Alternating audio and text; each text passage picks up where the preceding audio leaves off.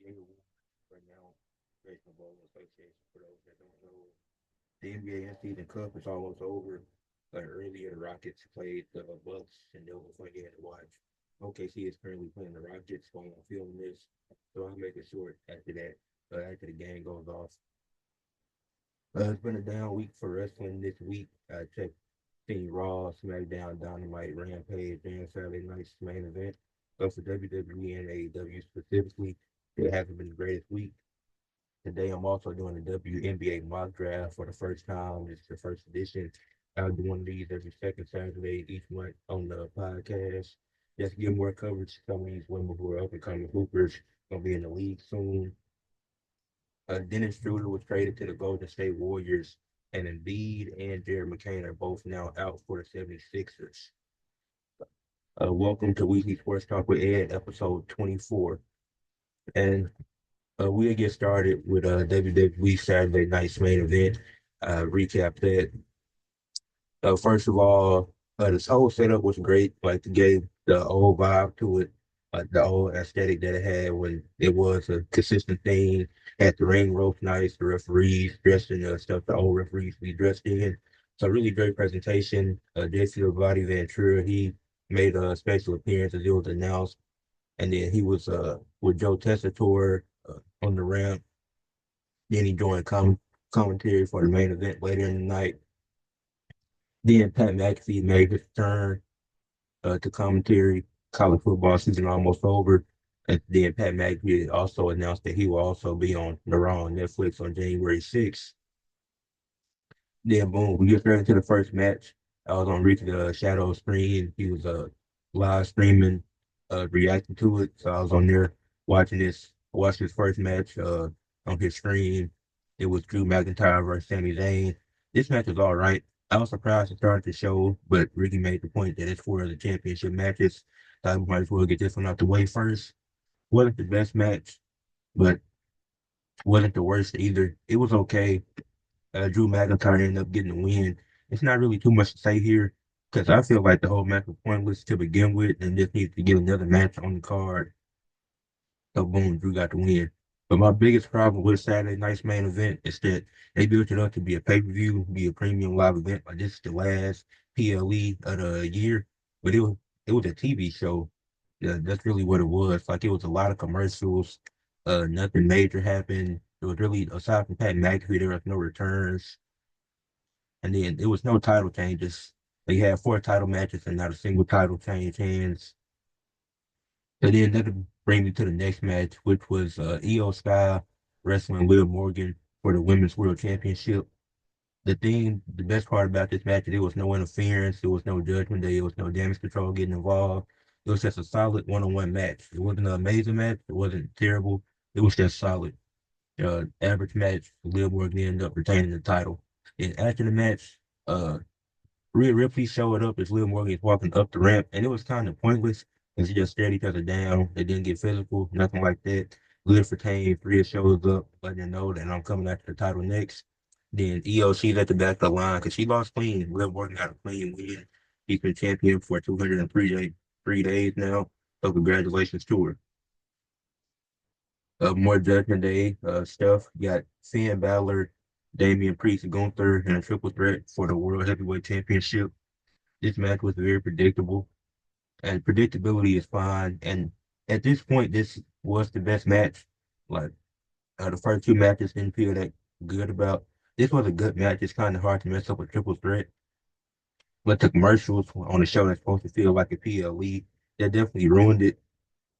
So, uh, it was a solid it was a good match, but the thing, Finn Balor and Damian Priest, they kept going after each other, and they ended up costing both of them because it allowed Priest, no, with Priest and Finn Balor going after each other, it allowed Gunther to take advantage.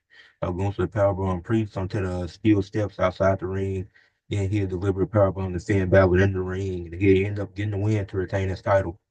So nothing too major there. Now, the match that took place after this, and I'm surprised to say this, but this was the match of the night, and it was the Women's United States Championship match with Mia Yim versus Chelsea Green. I really enjoyed this match. I feel like it was the best match of the night, surprisingly. especially after what happened on SmackDown with both of their matches not being so great. But it was a competitive match. It was the only match that featured interference. Piper Niven got involved a few times, but they didn't overdo it. It was a normal, like a TV show, normal interference, not going overboard with it. It was some great moments in the match. It was fun to watch. Uh, Chelsea Green, she countered with one of Mia Yim's moves to hit the unprettier, and she would end up getting the win to become the inaugural Women's United States champion. So fun match. Congratulations to Chelsea Green. I'm glad, and she got a huge pop. The fans were pulling for it throughout the match, so I'm glad that she was able to get that win. You can get to the main event. Got Cody Rhodes and Kevin Owens fighting for the undisputed WWE Championship, and it was a solid match. Like I said, the matches they most of these matches I haven't been able to say they were good. Like the triple threat match was a good match, and the Women's United States Championship match was a good match. The other matches were just average. Like Cody ended up getting the win here. It was a chair involved, two ref spots where the refs go down, kind of just overdoing it. Then Cody Rhodes wins the match. He retains the title. I mean, cool, but this match, if you you could have put this match on regular SmackDown. Because just what this felt like. It felt like a SmackDown and Raw with just title matches. Really what it was. There was nothing special about Saturday night's main event. Outside of the ring and stuff and the ramp, that was really the only thing special about this event. So I wasn't a huge fan of it. Wasn't terrible, but it definitely wasn't good, but it wasn't terrible. It was kind of like below average. And yeah, I'd say this was a below average event for WWE this year. Not the best way to close the year. Hopefully the Raw and SmackDown that follow this up are much better. But we'll see. But that brings me to my next topic. As I mentioned earlier, the PBA awards were announced, the Professional Bowling Association. For those that don't know, it was four awards given out. We'll get to the ones that don't mean too much first. Community Service Award went to Cal Troop. He's one of my favorite bowlers, so it's nice to see that he's doing stuff for his community, and just a great overall guy. So congratulations to him. Then the Sportsmanship Award went to Ricky TC. So congratulations to him for getting that award, showing sportsmanship, his matchups, win or lose. So congratulations to those two guys. These awards are the ones that don't mean as much when it comes to like overall performance. But we can get to those. Now we can get to those awards. Rookie of the Year went to Nate Porteous. He received 70.16% of the votes. He led all rookies in points and average. And he finished seventh in the PBA Championship, and he finished 12th in the PBA World Championship. So great year for Nate Purchase. Really good year for him. Don't know too much about him, didn't see him a lot, but he's definitely gonna be a top guy soon. So yeah, congratulations to him, well deserved. Then the PBA Player of the Year went to EJ Tackett. This was his third PBA Player of the Year award, his second straight, and only four players have won the PBA Player of the Year more than he has. So he definitely still has time to win a few more of these and get up there with the all-time greats because he's already one of the greatest all times, but he can definitely move up that list. And I'll probably do a top 10 PBA players of all time next year. But some of the stats that he had this year, two titles, 29,920 points. He was averaging 229.37 points per game, and he received 67.50% of the votes. Anthony Simonson and Martha Kent were the ones that finished second and third.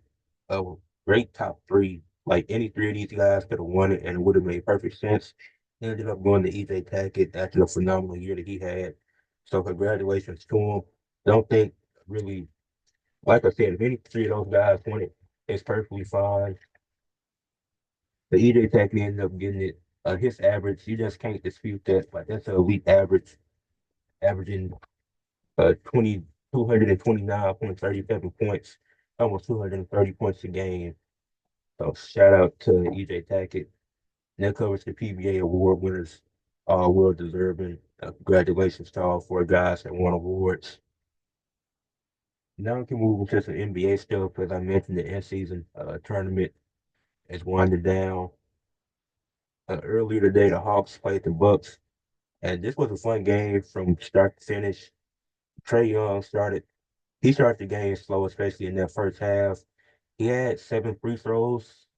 He made 7 out of 8 free throws in the first quarter. He was just struggling to get his shot off and make shots in that first quarter. But then in the third quarter, he had 14 points, which gave the Hawks the lead going into the fourth.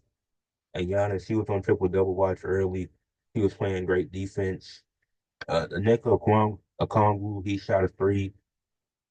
He ended up making it, so I guess that's cool. But yeah, the defense, Giannis was playing like anytime the Hawks thought about going to the paint, they saw Giannis there, they had passed it right back out. So that's his presence. You can tell that it was felt, and it definitely made a difference because it was him and Bobby Portis that was doing their thing in the first half. And for the Hawks, it was Bogdanovich. Uh, no, yeah, it was Bogdanovich. He was having a solid half, but he ended up on Giannis somehow in a few possessions. It was a few possessions that were just really bad for Atlanta that it was like they they cost themselves this game. Like Bogdanovich on Giannis a few times. It was in the last 2 minutes of the game. Not Brooke Lopez got a mismatch on Trae Young, and then but shout out to both these teams for making it this far because they both played earlier in the week. The Bucks had beat the Magic, who would even without Paolo and Franz, Jalen Suggs, Gogo, Badassi, they both stepped up and they was putting their all into it. They didn't lose by that much, so they'll still be a solid team, even with their top two stars out. Then the Hawks played the Knicks and they held Brunson to one of his worst games of the season. Like he wasn't really effective in that game. So that was great. But that was great for the Hawks able to get here. Like I said, but the Bucks would end up winning this game, 110 to 102. Yeah. Trae Young had 35 points, 10 assists, and 7 rebounds. He ended up shooting 9 of 18, which is 50% from the field. Made 3 out of 5 threes and went to the free throw line 17 times and made 14 of them. And Trae Young right now is currently the only player in the league with 300 or more assists. So it's like I mentioned last week, just talking about his playmaking leap and the steps that he's taken. That's him trying to his best to move off the ball and doing what he can to get the Hawks to wins. Like they're the 7th seed in the East right now, and they can be a solid play-in team. The Bucks are right ahead of them at 6. It might have changed after the win. Giannis, he's been playing at an MVP level. 32 points, 9 assists, 4 blocks, 11 rebounds, 10 and 15 from the field. He got to the line 18 times, made 12 free throws. He's been elite this year. And to be honest, he's always getting better. His ball handling, I definitely noticed that. Like especially in this game, his ball handling skills have just gotten a lot better, and he looks more comfortable being able to do. Like maybe he has to play point guard at this point, this stretch in the game, like doing stuff like that. A shout out to Giannis.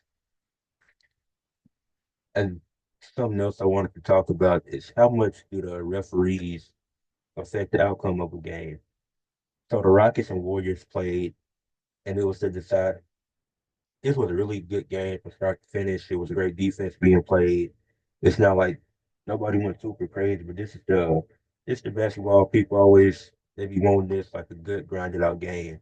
And the Rockets ended up winning this game 91 to 90 because it was a loose ball foul called on the Warriors 80 feet, 84 feet away from the basket.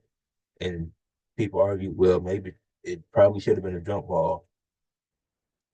But that one call doesn't affect the Warriors making multiple mistakes in the first quarter and a half. In the first quarter and a half, they had a lot of turnovers. In the second half, they tuned it down, and the turnovers weren't a problem. But if you start the game off making bad decisions, making bad plays, turning the ball over, that's going to cost your team. Throughout that whole game, the Warriors weren't getting Steph open. But they got him open a few times, but he only took 17 shots. He probably should have had 20 or more shots in that game, but they weren't doing a great job getting him open. Even on that last play when they had 3.5 seconds left, Steph had to pass the ball to uh, Brandon Podemski because nobody was trying to get Steph open at that point in the game. So it's like they had to do a better job communicating that. Like obviously it's a bad call and the refs are gonna make mistakes, but I don't think a referee can be the outcome of why you lose a game. Like there's so many possessions in the game, there's so much time being played. I don't think one bad call is gonna affect the entire game when there's plenty of game before that that leads up to those moments to where you had to play to try to win those games. It was a good win for the Rockets and they're playing OKC right now. And it's been a solid game. I saw the first half, ain't been able to see much of the second half because I got to get this out. But sticking with the Warriors, they traded for Dennis Schroder. The Warriors received Dennis Schroder and a second round pick from the Nets, and the Nets will get 3 second round picks and DeAnthony Melton. As you know, DeAnthony Melton's out for the season with a torn ACL. So the Warriors had to make some type of move, and they did it. They went out, got a score, and Dennis Schroder, who's been having a great season, he's been great for Brooklyn this year. He's been doing his thing, been scoring, been playmaking, been doing everything for the Nets. So now the Warriors can acquire him, bring him off the bench, and he can kind of play. He can definitely play that role that DeAnthony Melton was playing. So he'll fit right into the system, and this definitely helps the Warriors. The Warriors definitely come out of this with the wins, with a win. Then I, if I had to give them a grade, I'd give them an A. I really like this trade for the Warriors. And then for the Nets, I think this is a good return for Dennis Schroder. Anthony Milton, when healthy, he's about at that same level as Dennis Schroder with the defense he can provide. And then you get multiple second round picks back. And you're probably selling this team anyways because you know you aren't going anywhere. They already have 10 wins on the season, if I'm not mistaken. But they're not trying to make the play in. That's not the goal. They want to build up this young roster. So I think that this is a good move by the Nets. So I think this is a win-win trade. Both sides walk out of here with a great deal. Now I can move. Now I can go to my next topic, which I mentioned earlier, is the WNBA Mock Draft Edition 1. This is gonna be my first time doing this ever, actually. Not just the first time on my channel, but my first time doing this. So we got 12 teams in the first round. Just doing the first round, not doing all three. So the way I did this, I was looking at who's best available, what teams needs that, what teams needs this. So, oh, the Wings had a number one pick. I had them taking a page from UConn. She's the consensus number one pick at this point. If she didn't get injured, she was probably going one last year. But she's averaging almost 17 points, 5 rebounds, and 4 assists, shooting 56% from the field. And the Wings, they can improve everywhere. So get uh, Paige is the most talented girl in the draft. So it only makes sense that they take her. Number two, the Sparks. This might be a surprise for some people, but I got the Sparks taking Flávia Johnson out of LSU. I think when you're in the top three, you're taking the best available, and I think she could definitely help benefit the Sparks. She's averaging 22 points and 6 rebounds, shooting 52% from the field, so she would definitely help them add some more scoring to the team, add some more rebounding, which that's a good rebounding for a guard. So next up is the Chicago Sky, who have 2 picks in the first round. But with number 3 pick, I got them taking Olivia Miles. They need somebody that's an all-around player. They can score, they can play make. And Olivia Miles, she's averaging 17 points, 6 rebounds, 6 assists from Notre Dame. And she's doing it all. So I had them taking her with the number 3 pick. The Washington Mystics, I got them taking Tanah Watson from Florida State. She's averaging 28.6 points this season, 5.2 rebounds, 3.8 assists. Another woman that's having a great all-around game. And this is definitely what the Mystics need. They need scoring on their team. And she'll definitely be able to provide that to help them get some wins. The Golden State Valkyries, they had a 5th pick, and they're an expansion team. So with this pick, you're trying to see. I'm starting to drop my phone. with this pick, you're trying to see what makes the most sense. And I had them taking somebody that's a solid rebounder and plays some good defense. Had them taking Addison O'Grady from Iowa. She's only averaging 13.9 points and 5.3 rebounds, but she shoots 68% from the field. So you're getting efficient shooting, you're getting good scoring, you're getting solid rebounding. This is a good foundation to help build your team. So Addison O'Grady going fifth. And this could all change within the next month. Like I said, it's gonna be doing this every month. So these names could change. Some of the people I said now might not be in the next one. So just for reference. For the sixth pick, the Mystics also have another lottery. We'll have another have another first round pick. I had them taking Kiki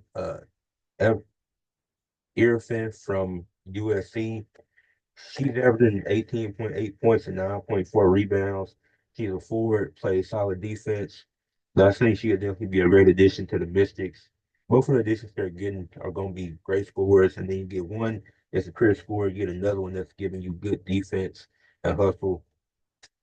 So I think that'll be a good pick for them at the moment. Excuse. Next, uh, the New York Liberty, they had a seventh pick. New York Liberty don't got to do it. They don't have to do too much to improve their team because they were just in the finals and they ended up winning. But I had them taking Georgia Moore from Kentucky. She's averaging 15 points to 7.8 assists. She's only shooting 36% from the field, which needs to improve, which is why I have her going at seven. But she's an elite playmaker, and that's really what the Liberty need. They're going to need a playmaker that can be able to come off the bench, step in, provide uh, some assists, get teammates open. The only thing I worry about is her shooting, and that could definitely be a reason why she would fall in this draft. From she's from Kentucky, so I think she'd be a great pick uh, for the Liberty. Then for the Indiana Fever at eight, I had them taking Taylor Jones. Now the thing with the Fever is they need a 3 and D. They need a 3 and D type wing. And I couldn't find anybody that really fit. It's not anybody that fits that mold that's worth going first round. So they have to get that in the second round, or just find somebody in free agency, which is more likely. Because Taylor Jones, she's a solid defender. She just doesn't shoot the three a lot. And she's averaging 11 points and 5.8 rebounds. So she's very efficient, shooting 76% from the field, but she's a forward. And she can definitely, like I said, she's a great defender. And she'll definitely help out not the Liberty, the Indiana Fever. The only thing is she doesn't shoot the three ball a lot. So I don't know if they would take her or if they would try to wait to get her in the second round. But yeah, the Seattle Storm at number nine, I had them taking Izzy Higginbottom from Arkansas. He's averaging 23.5 points, 4 rebounds, and 4 assists. A nice all-around game, shooting 46% from the field. She'll definitely be a great addition to the Seattle Storm. Then the Chicago Sky, they got another pick. Uh, yeah, they got pick number 10. I had them taking Kiki Rice from UCLA. She's averaging 11.8 points, 2.2 rebounds, 3.3 assists. And they need a guard. They're gonna need somebody to come off the bench just because they got him. This team has to get deeper, especially if they want to make a run. As you saw with the injuries they had last year, the team wasn't super deep to where it was a point where you have girls or women that are stepping up, that's providing what you need. So Chicago will definitely be solid next year, and they'll definitely be a playoff team if everybody stays healthy. But I think Kiki Wright will be a great addition.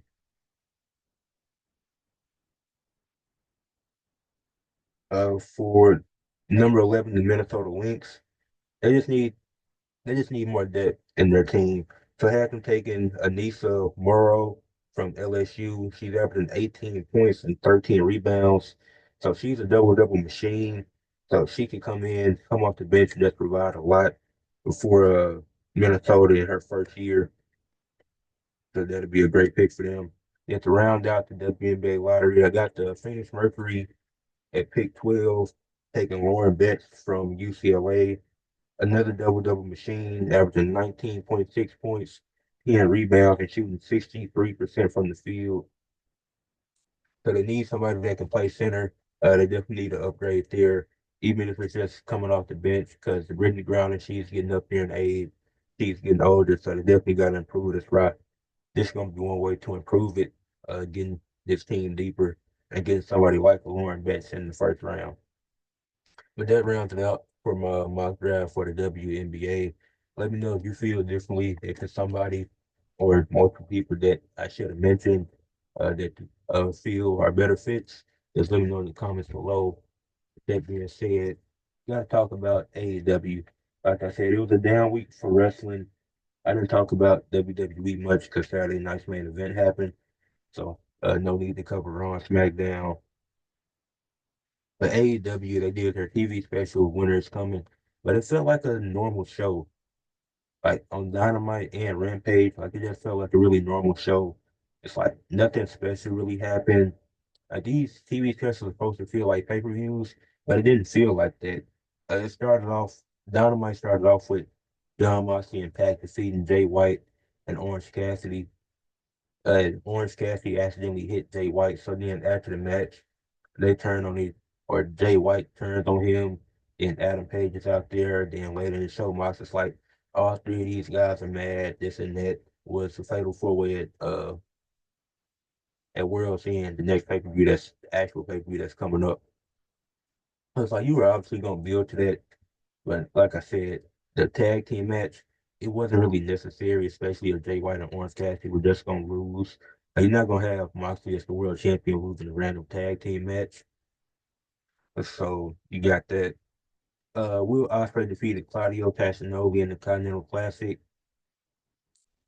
I mean, okay. I mean, it was a good match. But it's like these Continental Classic matches are happening on the TV special, but these matches are matches that are happening consistently on Dynamite and Collision.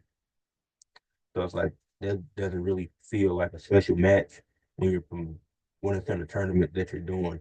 Like you usually hold off those tournament matches like next week they're doing the holiday bash too. And maybe it's to a point where it's just too many TV specials because the holidays are coming up. Like you're gonna do a winter is coming. There's no need to do a holiday bash, but those are back-to-back weeks of TV specials, but they're not built up like pay-per-views should be. Then you have Adam Cole defeating Kyle O'Reilly, and the winner gets to face MJF. And what that shirt say right there is better than you. MJF shirt, I got it a Dynamite earlier this year. But yeah, MJF is gonna win that match because it's for the Dynamite.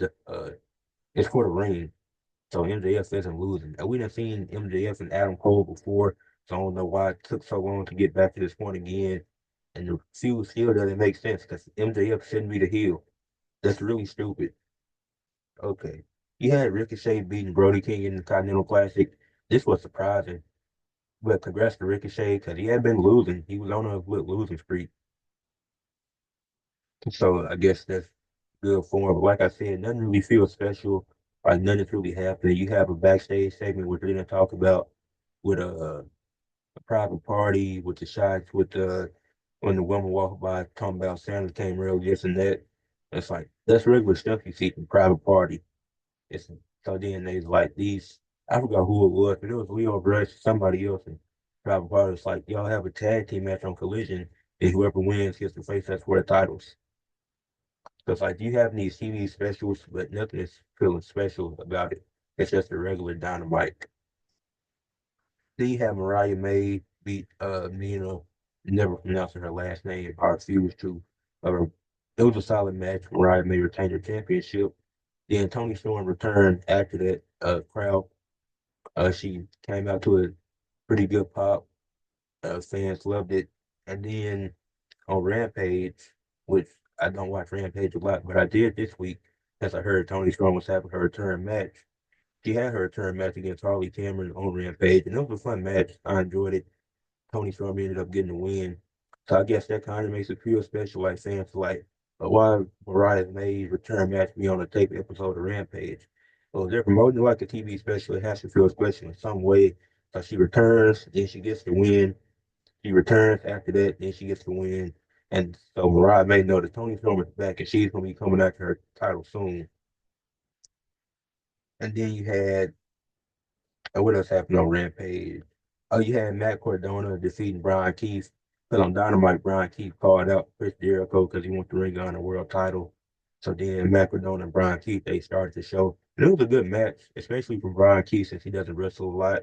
But I enjoyed it. Matt Cardona got the win. I haven't seen him wrestle much since he left WWE when he was at Ryder. So it was fun getting to see him wrestle again. Then you had Powerhouse. Uh, We'll get to that in a second. Deanna Purrazzo won her match. I forgot who she wrestled. It was somebody random, but Deanna Purrazzo, congratulations on getting the win on a random Friday.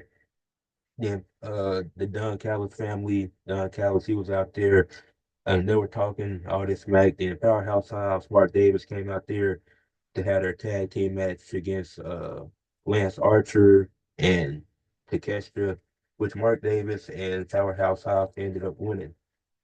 Which I was kind of surprised because I thought the Don Callis family would win that match, but not so.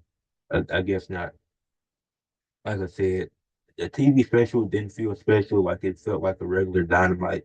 Felt like what a regular Rampage would be, even though I think the Rampage is better than Dynamite. I will say that for they did a lot in that 1 hour, so a good job with that. But next, NFL Week 15 preview. Usually I just have a Well, usually I talk about just fun random stuff to talk about for the NFL. But I'm gonna do an actual preview this week. We can talk about the Thursday game first. The 49ers defeated no, the Rams defeated the 49ers 12-6 in the game. The only game this season to not feature a touchdown. It was such a boring game, but both teams needed to win, and the Rams ended up getting that win. Since the 49ers playoff chances continue to shrink. That team struggling with health over there. Brock Purdy doesn't look as Brock Purdy doesn't look great. The Rams, they're starting to click at the right time.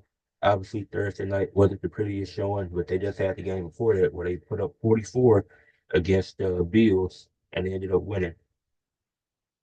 So and then with the 49ers winning, that affects the Packers' chances of clinching a playoff spot. I'm going to get to the clinching scenario first. If the 49ers and Rams tied, if they had tied on Thursday, if the Falcons lose and if the Packers win, the Packers would have clinched the playoff spot. But the Rams straight out winning, the Packers can't clinch the playoff spot this week. But maybe next week we'll see. I'm not sure. So even if Atlanta lose and they do win, they still cannot clinch a playoff berth yet. Now the Eagles can clinch their division with a win and a Commanders loss or tie. And I'm gonna preview all the games that are going on this week. And I think whoever don't think that's likely because the Commanders are playing the Saints. So the Eagles probably won't clinch it this week, especially they got a tough matchup against the Steelers. George Pickens is out for a second straight game, but the Steelers still a good team. The Vikings can clinch a playoff berth with a win and a Seahawks loss. And the Seahawks play the Packers, so that Seahawks Packers game is really important. The Texans can clinch their division with a win and a Colts loss. Then the Steelers can clinch a playoff spot with a win or a Dolphins Colts loss or a tie from both of those teams. So let's get to previewing each game. Like I said, the Commanders and Saints first game on. The Commanders should win this quite easily. The Saints don't have the Saints are starting Jake Henner because Derek Carr is hurt, and he might be done for the season. I'm not sure, but the Commanders should make quick work of this game. The Chiefs play the Browns. The Chiefs already had a division, but they shouldn't take their foot off the gas pedal. Like they haven't looked strong this year, but they're starting to get their players back. Like the Pacheco is back. They're getting healthy at the right time. This is still a dangerous team. With Jameis Winston, you never know if he's going to be Tom Brady or He's gonna be Jameis Winston. So you're not expecting the Chiefs to win, but Jameis Winston he definitely gonna put on a show. I know that for sure. That's one thing Jameis Winston to do. He'll put on a show. The Bengals play the Titans. The Bengals still mathematically are in the playoff race. I don't see them making it, but they should be able to get an easy win over the Titans, who couldn't even put up a touchdown against the Jaguars last week. The Texans play the Dolphins. This is a tough game because the Dolphins have been playing great recently. Then the Texans, they haven't looked good. They haven't looked great this year. They've been good, but they haven't looked great. Like I was saying last week or a week or two ago when I did the power rankings, like this team should be a lot better than 8-5. But it is what it is. But I'm expecting the Texans to win that game. But they're playing in Miami. Miami could very well win that game. You never know. It's gonna be a tough one. The Panthers and the Cowboys are playing two teams likely not making the playoffs. The Panthers would have lost, they'd be eliminated for sure because they won't be able to win their division. But if they win and if the Buccaneers and Falcons lose, the Panthers mathematically are still in it. Let's not even get into that. But I got the Panthers beating the Cowboys. It's their first time being favored against them in 33 years. And I think the way that Bryce Young has been playing recently, he's definitely the quarterback that they need to keep. They need to build a team around him, and he'll be solid in the years to come. The Chargers play the Buccaneers. It's one of the tougher games to predict, and I'm thinking the Chargers are going to win. Justin Herbert's been solid this year. Now they don't have what's that running back's name? I forgot his name. But the Chargers, they don't have J.K. Dobbins at the moment, but I think which that makes it tough. So I might be going back with that. I might be picking the Bucks to win this game because with J.K. Dobbins out, that's yeah, I probably think the Bucks will win this game, and that'll effectively eliminate the Panthers from playoff contention if the Bucks do win. The Broncos play the Colts. Both of these teams fighting for playoff spots. The Broncos are in the playoffs. The Colts are 2 games back, if I'm not mistaken. I'm leaving the Broncos to win. This Colts team is all right, but it's not a good enough team to make the playoffs. Definitely got to make some moves in the offseason. Don't know if Anthony Richardson is the quarterback to stay. Then Joe Flacco, he hasn't been great when he's been out there. So this team has to do something. Just don't know what it is to improve this team next year. The Cardinals play the Patriots. This should be an easy win for the Cardinals, but Drake May has been good this year. So the Patriots could definitely pull off the upset because the Cardinals haven't looked great recently, but they should be in contention. They're still in contention to win their division. So the Cardinals really need this win this week. So Kyler Murray, he got to be on his A game. He can't do what he's did the last 2 weeks. The Lions play the Bills. This might be the game of the week. And I don't know who I'm picking to win this one. I think with it being in Buffalo, I'm predicting Buffalo to come out on top, but they could very well go the Lions' way. That's just a tough one to predict. The Steelers play the Eagles in Philadelphia, and the Steelers ain't beaten the Eagles in Philadelphia since 1965, but the Steelers have a real shot at beating them. Russell Wilson obviously been playing great. No George Pickens, but I think it's gonna be a fun matchup. I think the Steelers are gonna win it. Both teams will be 11-3 after that. The Seahawks play the Packers on a Sunday night football.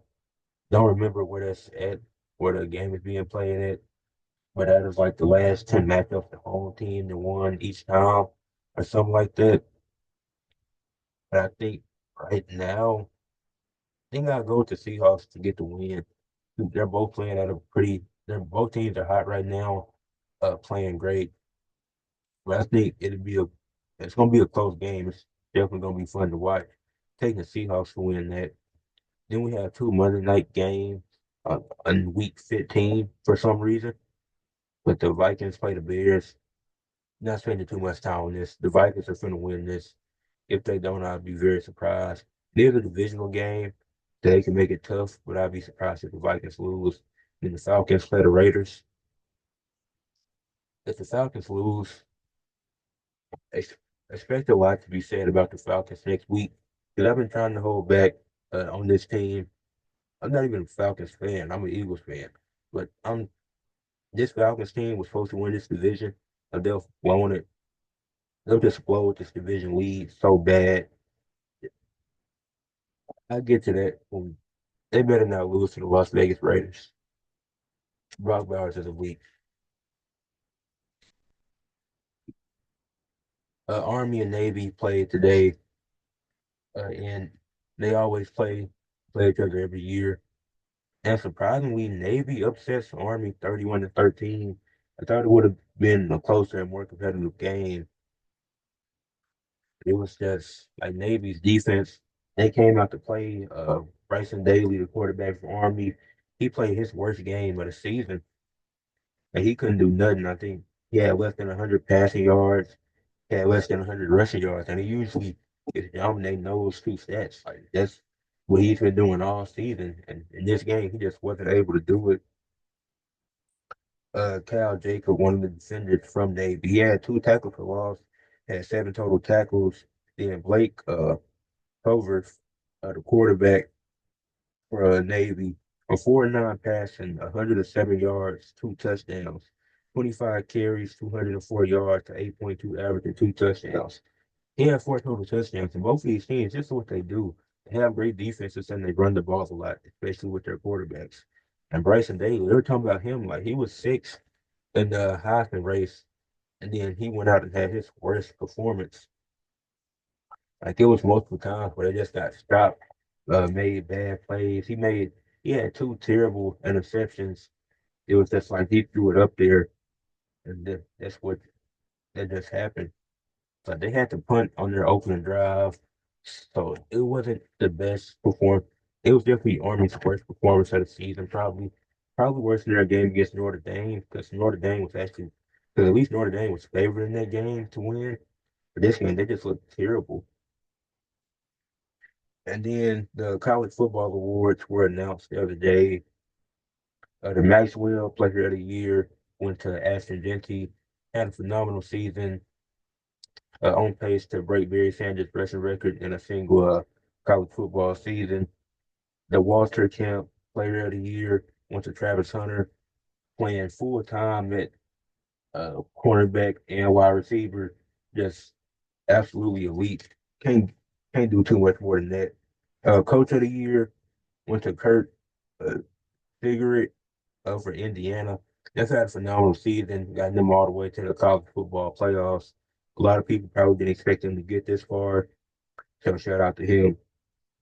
Best quarterback went to Cam Ward from Miami, another Heisman finalist. Well deserved. He had a great season. Bit shaky start, definitely, but he picked it up. And aside from those first few weeks of the season, he ended up having a really good year. Best DB went to Jade Barron. Best linebacker, Jalen Walker. Best running back, Ashton Genty. Outstanding receiver, Travis Hunter. Best tight end, Tyler Warren from Penn State. This guy's like a better Jameson Hill.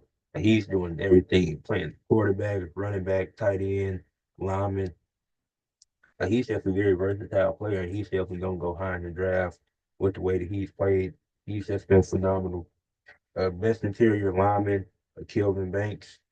Then the Heisman winner was announced, and it ended up going to Travis Hunter, playing full time at cornerback and wide receiver. It's well deserved. People saying he feel like Genty should have won it, and there's nothing wrong with thinking that, but we shouldn't tear down other people to try to build somebody else up. If Ashton Genty won it, I would have said the same thing. It would have been like, congratulations to him, well deserved. Uh, Travis Hunter had a great season. But Travis Hunter, he ended up winning it, and I had no problem with it. He had a great season. He's playing both sides of the ball at a full-time level, and he's not just playing it, but he's elite at both. He's getting pass deflections, he's getting interceptions, he's getting touchdowns, he's an amazing route runner, and he's like college. They tell you only have to get 1 foot in to get a touchdown. He's practicing getting 2 feet in, so when he gets to the NFL, he knows he has to get 2 feet in the end zone to get that touchdown. So congratulations to Travis Hunter. But Ashton Gibson shouldn't feel down or anything. But this was a phenomenal season for Ashton Gibson. Like, no, there's not many other people aside from Barry Sanders that's doing this. Like, he had the second best running back season of all time for a college football player. But we shouldn't be tearing other people down when other people win awards. Like, they both won awards. They both won multiple awards this year, and they both gonna be first round picks. So we shouldn't be trying to tear down other people to say somebody else deserves an award. They were both well deserving of the award. It doesn't matter who won it, especially not to me. Like, both of these guys were deserving of it. Even Cam Ward, if he won Heisman, it would have been like, well, that would have been that probably caused a little bit more controversy. But he still had a phenomenal season too, and it was the reason he was the only quarterback in the Heisman race this year. You got to do better as people. But I'm not done talking about college sports because one thing that it's a constant theme is brand bias is ruining college sports. Like it really hurts. Like the SEC, the Big 12, Pac-12, all those conferences, and it really hurts like basketball and football. The thing with football, they wanted to expand to this 12 team format to get more teams into the playoffs. Then the committee is already talking about and four more teams to make it 16. Well, now you're just doing too much. Because first of all, it should have been eight. Because 12 just seems like way too many. It's like you're just promoting these teams to get in here because of their brand and what they, because you can make money off of it, but you don't care about the actual entertainment and the teams that actually deserve it. Like the SEC was so close to having five teams out of this 12. They only ended up getting three, but it was serious consideration about them getting five or 12 of the teams, which doesn't give other teams like the SMU, like a Boise State or Indiana to really have a chance in this. So it's like with the expansion, this is like it's good if you want to expand, but you can't be doing this to get more SEC teams in there. Because we haven't even seen the 12 team format play out yet, like the games we played, but it's talks of expanding to 16 teams. So I really don't get that. Even with the ACC, like uh, you had, well, Miami didn't make it, but Clemson and SMU, they both made it. But we're being honest, SMU is more deserving than Clemson, and I'm a Clemson fan. But this team hasn't looked good all year, and it's really because of their brand and their name. And they're the most popular team in the ACC. They were able to get in even with three losses. But this team really shouldn't have been in the college football playoffs this year. So when they lose in the first round of Texas, I won't be surprised. Then Texas is gonna lose when whoever wins that game with Texas and Clemson is losing in the second round because neither one of those teams looked that great this year. Like Texas, they weren't. Who are they playing? They play like one or two of the top eight SEC teams because of the side of the conference that we're on. They weren't playing all the top teams that are in the ACC. Like they didn't play against Alabama this year. They didn't do that. So you really don't know what Texas is made of. And then Clemson, like I said, they haven't really looked that great, especially when they played ranked teams and played better teams in the conference. They didn't look that great towards the end of the year. They had that blowout win against Citadel, but that doesn't really prove nothing. They lost to South Carolina. And then in basketball, like I was saying, UConn was 4-0 to start the season.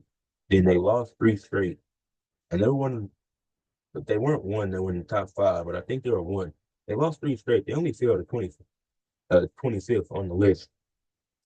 Should have been out the top 25. They're almost 4-4. They almost have a 500 record, and they're still in the top 25. And obviously, they done won a few games straight now, and they done moved back up as they should. But if you lose that much in 1 week, there's no reason for you to still be in the top 25. But it's because of their name, it's because of their brand. Like you want to keep them in that top 25. And that's just annoying. So like I said, brand bias is definitely ruining college sports. And it's not going to change. It's always going to be a thing. But it's just unfortunate. That's how it is. Moving on to MLB news. Like I said, Juan Soto signed a 15-year deal, $765 million with the Mets.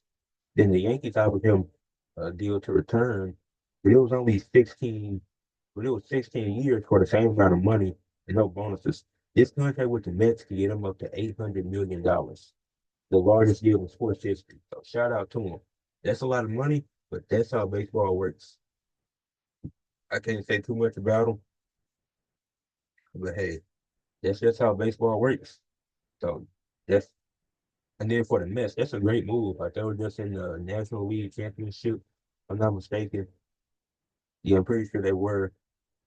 So you got to do what you can to improve your team. Then you definitely got to go out and win. Like we're seeing with the Dodgers, they went out to get Shohei Ohtani and then ended up getting a World Series winner. So the Mets, you got a few years. I'm gonna give you three to win over Juan Soto because after those three, he's likely to decline because on he's not gonna stay at the level that he's been at for the next 15 years. That's just unrealistic. Maybe he can for the next five, but you have a 3 year timeline to win because obviously anything can happen in baseball, injuries, stuff like that. So in the next 3 years, they better win a World Series if they're giving out a deal this big. The Cubs acquired Cal Tucker, one of the best catchers in the league in a trade, three-time All-Star. Definitely helps the Cubs. I forgot what their record was last year, but I think they missed the playoffs. That it's definitely going to improve their team. I don't know if it moves them from non-playoffs to wild card round, but it definitely helps them getting one of the better catchers in the leagues in the league. The Mariners want to trade Castelo. Not sure if he's been traded yet or not. I'll have to check on that and see and give y'all an update later. Probably next week when I do the MLB news segment of the podcast. Then I'll keep doing the MLB news as we get closer to the MLB season. Then the Yankees acquired Devin Williams from the Brewers. A solid trade. That you just lost Juan Soto and Devin Williams not going to replace him. But you got to do what you can to improve. You were just in the World Series. So you got to do whatever you can to improve. And maybe it doesn't improve them super much since that isn't the greatest replacement for Juan Soto. But you got to do what you can. The NCAA volleyball championship regional semifinals that's been going on, and it's been a fun ride. It's been a lot of great games. It's been some fun moments. There's just a few of these games that I got to recap. You had you had Pittsburgh beating Oregon in 5 sets, led by Olivia Baycock. This this was so fun to watch. Like Olivia Baycock, she is one of the best players in college volleyball, and she is elite. There's nothing you can do to stop her. And you're gonna hear that name again in some of these other games.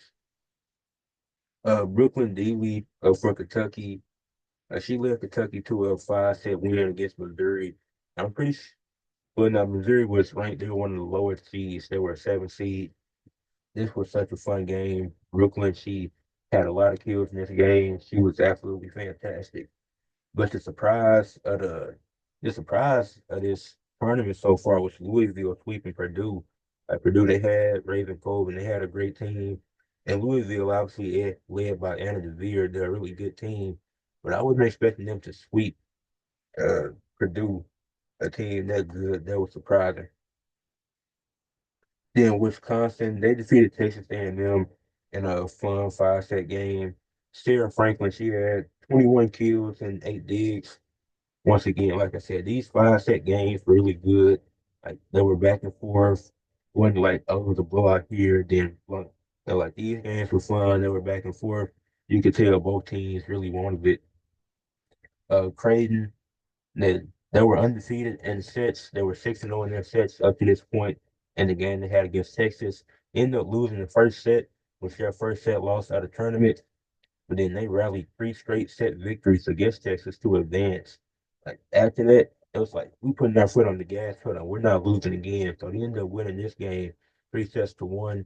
Nora Sis, who's going to the Pro Volleyball Federation, she had 15 kills and 13 digs, one of her best games in the playoffs this year. Absolutely phenomenal game. That right there was elite. Pittsburgh. They got they ended up sweeping Kentucky to go to the semifinals. Olivia Baycott, she had 13 kills.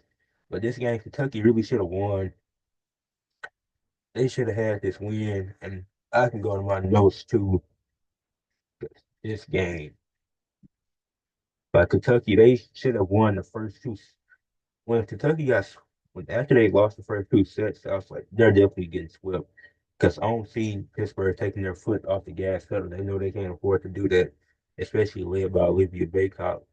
But then Kentucky, it was just a serve error after serve error. Like in the first two sets, they had 25 combined hitting and serve errors, and that definitely cost them. I had like three or four alone in the first set. It was like these errors are crucial, and this is what cost them these games or these sets. Because they could have been up two sets to one, and they could have been in the fourth set, and they would have had the advantage. They actually would have had the advantage going into that third set, and they could have been a sweep if they pulled those sets out, and if they weren't making so many mistakes. So that was quite embarrassing for Kentucky. But Olivia Baycott, like I said, she had three saves, 13 kills, uh, 15.5 points, and 32 total attacks. So she had a really good game. Then the other game that took place today was Louisville defeating Stanford in four sets. It was a pretty good game. But gotta look at my notes for this one too. But Louisville, like they started the game with the first. They scored first, then Stanford. They went on a 6-0 run. It was looking like Stanford, like they was going to run away with it. But they ended up winning the first set just by three. But Louisville, they got out to a hot start in the second set. They were up 11-3. They were up by eight in winning the second set, and it was eight. It was tied 1-1, and won the next two. So Louisville was able to win three straight sets. And Louisville was the better team. I wasn't expecting Stanford to win. I would have loved it to win to five just for the entertainment factor, because I love five-set games. But Anna DeVere, she finished with four saves, 15 kills, 45 total attacks, six digs, 17.5 points. So shout out to Anna DeVere. As I said, her name was gonna come up again for Louisville. One, that was somebody else I mentioned, but she was good in that game against Purdue as well, where they ended up sweeping them. But I didn't watch that game actually. I just thought of basketball for that Purdue game. But with that being said, it's been a fun week for college volleyball. There's gonna be some other games to take place tomorrow. See who's gonna be in the semifinals, with the semifinals and finals to take place at the end of next week, starting the 19th, which is my birthday. I'll be 18 on December 19th. But now for the last segment of the show, as we always do, athletes of the week. Starting with WWE, I went with Chelsea Green. She went 2-0 this week. She beat Bailey to go to advance to the finals of the Women's United States Championship tournament. Then, and that match wasn't that great, but the match she had against Mia Yim was really good to win the title and become the inaugural champion. So I had to give to Chelsea Green for this week. For college football, it was just one Division One game on, so I went with the player of the game, Blake Bortles, 4-9 passing, 107 yards, and two passing touchdowns. Also ran the ball 25 times, had 204 yards, 8.2 yards per carry, and two touchdowns. So he had four total touchdowns in that game. And he led Navy to an upset win over Army. I watched a little bit of golf this week. They're doing what's the name of it? They're doing the Grant Thornton Invitational right now, which is a mixed team event. They have a man and woman on teams and golfing together. So I went with Tickle, Tickle and Kim. They were a team. At first, they were after the first round, they were in sixth place. Then after the second round, they ended up in second place with a minus 18. So just them moving up four spots when their day span, just that was phenomenal. I think the third round is tomorrow. I'm not sure. I'll keep y'all updated. I'll probably cover a little bit of it next week on the podcast, cover some golf. But yeah, seeing them rise all the way up there from six to go up to two, even got a chance maybe to win the whole thing. So we'll see. For women's college basketball, I went with Olivia Olson uh, for Michigan. She's a good freshman guard for Michigan. They beat Northwestern and Detroit Mercy this week. She averaged under 2 games they won. She averaged 20 points per game, 5 rebounds per game, 2 steals per game, a block per game, shot 50% from the field and 80% from the free throw line. But she had a great week. But for the NFL, along with Josh Allen, even despite the loss, the 2-point loss to the Rams, in one of the highest scoring games of the year, he had 342 passing yards, 82 uh, rushing yards, and 3 passing touchdowns and 3 rushing touchdowns, so 6 touchdowns total. So absolutely phenomenal game from Josh Allen, and he's clearly the MVP of the league right now. For the NBA, I had to go with Giannis for the week that he had. He had 3 30-point games, 3 games where he had at least 3 blocks, and they got 3 wins this week. The Bucks went 3-0, and 2 of those games were in the in-season cup against the Magic and against the Hawks. The other win came on Sunday against the Nets, which they wasn't included in the cup. But Giannis this week averaged 34.3 points, 3.6 blocks, 1.3 assists, no 1.3 steals, 4.6 assists, 10.6 rebounds. Just only shot 62.5% from the free throw line, but shot 56% from the field. 59% from the field. So phenomenal week from Giannis. He's at the MVP level this season. He's been amazing. For AEW, I went with Matt Cardona. Him calling out Jericho was a fun segment, and I think it definitely helped build that rivalry up some more. Then then he had the match with Brian Keith on Rampage, which was really good. So I was glad I was able to check out Rampage and see Matt Cardona wrestle. Then for women's college volleyball, I went with Harper Murray from Nebraska. She led them to a 4-set victory over Dayton with 4 saves, 22 kills, 1 ace, 16 digs, and 28 points. Absolutely phenomenal game. Did everything in that game to help them prevail and get the win. And they'll be playing tomorrow, so I can't wait to see some more college volleyball. That is it for this edition of Weekly Sports Talk with Ed, episode 24. Please leave a like on the video, subscribe to the channel. Comment down your thoughts on anything I talked about today. Peace.